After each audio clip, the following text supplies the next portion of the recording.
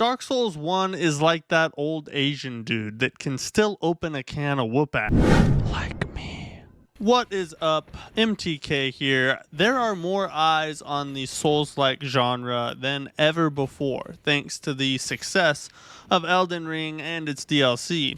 So naturally, there are a bunch of new players that have finished their journey through the lands between and are starving for something that will scratch this new itch that they've developed. Or maybe you have never heard of the Souls games and are wondering why so many clips of raging streamers cussing some guy named Miyazaki are floating around the internet. Oh my god! Miyazaki!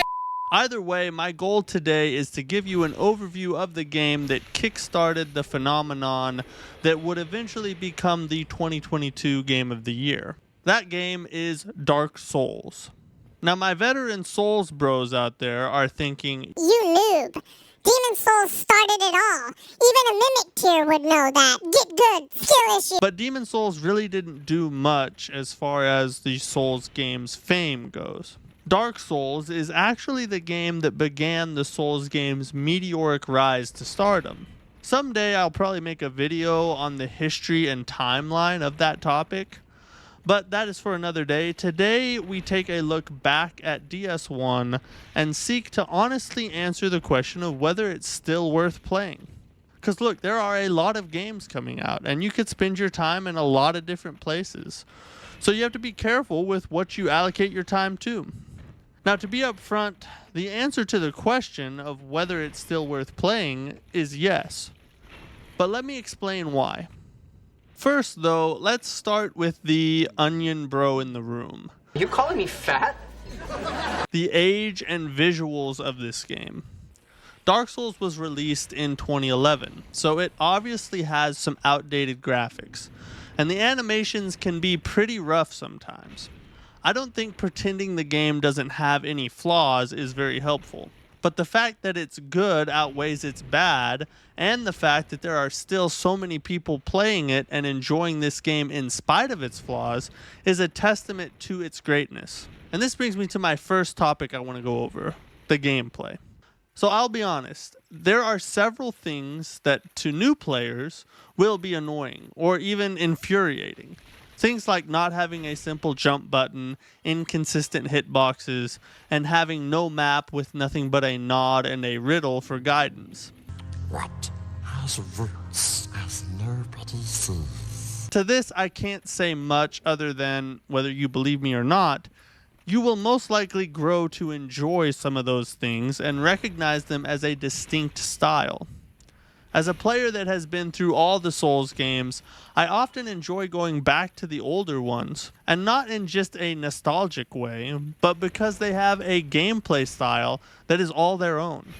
Another special thing about Dark Souls is the slow, methodical combat that requires precise timing and intentional strategy. Button mashing is not going to serve you well, even more so than a game like Elden Ring. It's more like a chess game than a game of air hockey, especially during boss fights. But now let's talk about the story. So you play as a chosen undead drawn to the land of Lordran by the prophecy of the fire linking and set on a journey to keep the first flame from fading completely out. Now, if that all sounds as clear as a mirror in a house fire, that is by design, believe it or not. One of the most beautiful things about the story of Dark Souls is how mysterious and deep it is. They don't just lay everything out for you in cutscenes and dialogue. It is, for the lack of a better term, hidden throughout the world in item descriptions, area designs, statues, NPCs, and boss designs. It tells the story in a way that draws you into engaging with the game and immersing yourself into the world. It truly is one of the most awesome and unique things about how Miyazaki makes games. Now, it is obviously something you are used to and hopefully appreciate if you are coming from Elden Ring or one of the other Souls games. But it is definitely on full display in Dark Souls 1. And to go along with that, it has an iconic soundtrack that should be admired by new and old players alike.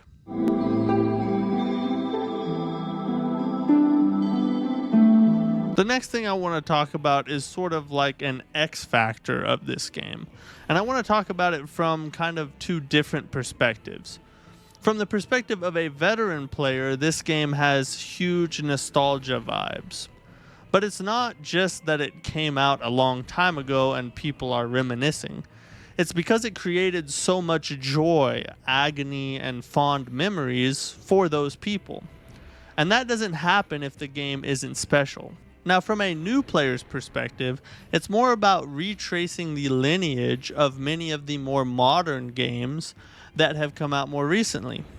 Lies of P, Lords of the Fallen, Neo, Hollow Knight, and so many more have a great deal of their roots in what Dark Souls brought to light, especially if your first Souls game was Elden Ring.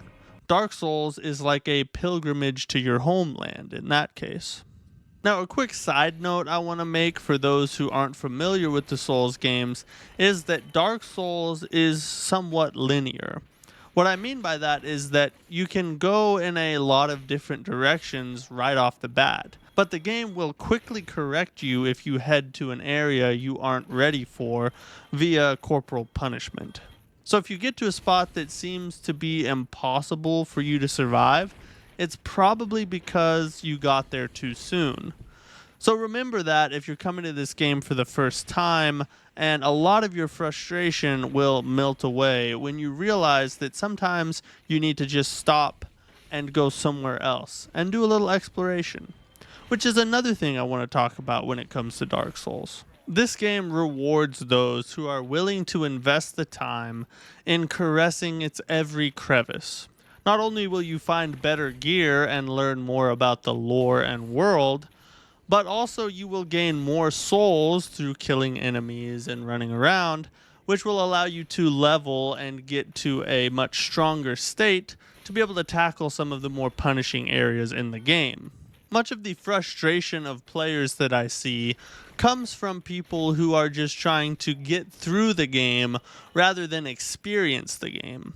If you take a much more slow and methodical approach to it, the game actually becomes easier. So listen, if you've never played Dark Souls, I hope after watching this video that you will at least begin to consider giving it a try. And I bet you'll end up thanking me later. It is amazing in so many ways, and has helped to create something that has touched so many other genres in the industry, like the Catholic priest of gaming.